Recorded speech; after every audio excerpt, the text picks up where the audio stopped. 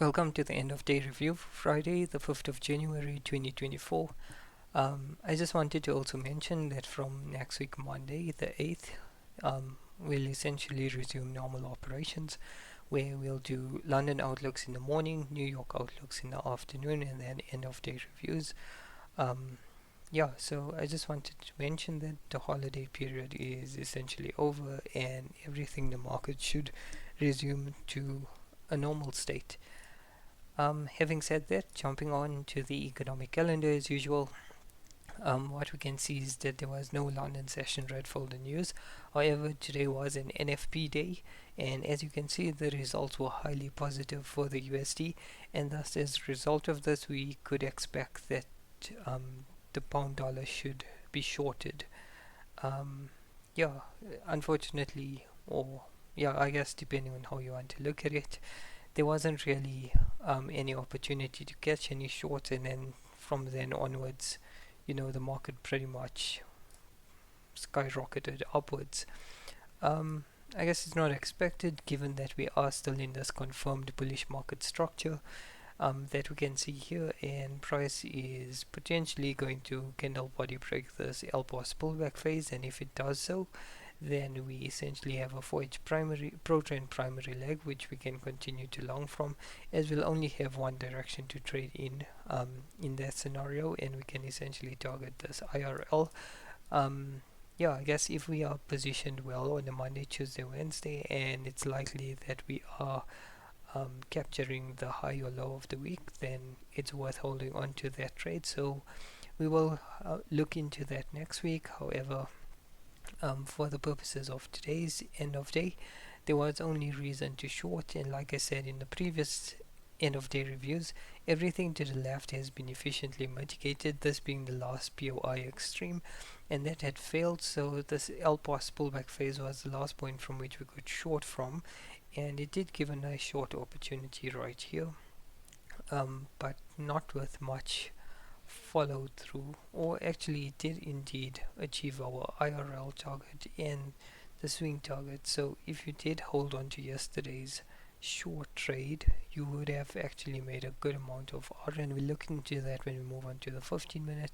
However, as you can see, NFP results came in, the market pushed down, swept, and then skyrocketed upwards, which is somewhat unusual given the news release, and it's unlikely that PMI is going to overwrite NFP data. So having said that, there is probably scope to consider shorts.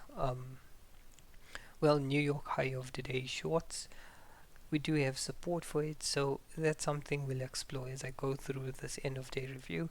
However, what I do want to do quickly is just put on yesterday's trade, and we can see how far that ran, and that ran approximately 3.5 hours, which is a pretty decent amount. But yeah, like I said, it was a Thursday and there wasn't really any reason to believe that price should continue down. So holding the trade overnight essentially was not within my trading plan, even though this 4HOB was highly valid to actually achieve its target, and it did so the next day. But in terms of actually keeping this trade overnight open, it isn't high probability in my opinion. So that's the reason why I did indeed close it. Alright, so that is yesterday's trade, and then in terms of positioning ourselves for any London based trades, as you can see, the Asia range was respected and it was only broken subsequently at around 11 p.m. As price essentially progressed, we got to the London lull, at which point we were way too close to NFP, and it just made more sense to not take any more trades until the NFP news release. Since then, we have achieved the IRL target, and thus trying to trade off any POIs in this leg stop making sense until we can revalidate additional IRL. However, what we can see now is that price has wicked this 4H OB but hasn't body broken it, and the fact that we've got all this positive USD news release supporting that we should short, we can consider a New York based high of today right here with a 5-minute validation of this trade.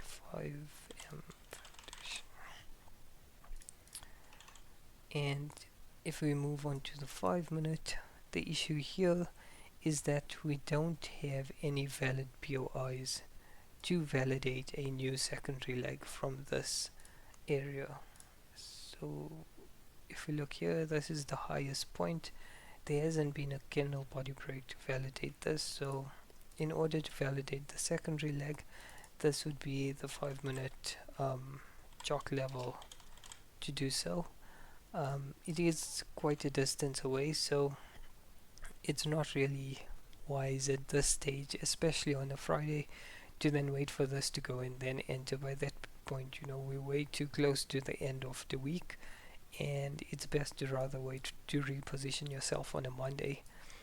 If this had presented itself a little better, where we had a body break right here, we'd have the chalk here, and then we could potentially consider a trade right here, and we'd hold that at least until about 8 or 9 p.m. when this 4H candle closes. So yeah, till 8, and we'll evaluate it at that point. But yeah, as it stands, unfortunately that didn't present very nicely, which is fine. If it doesn't fit our trading plan, we simply don't execute and we move on.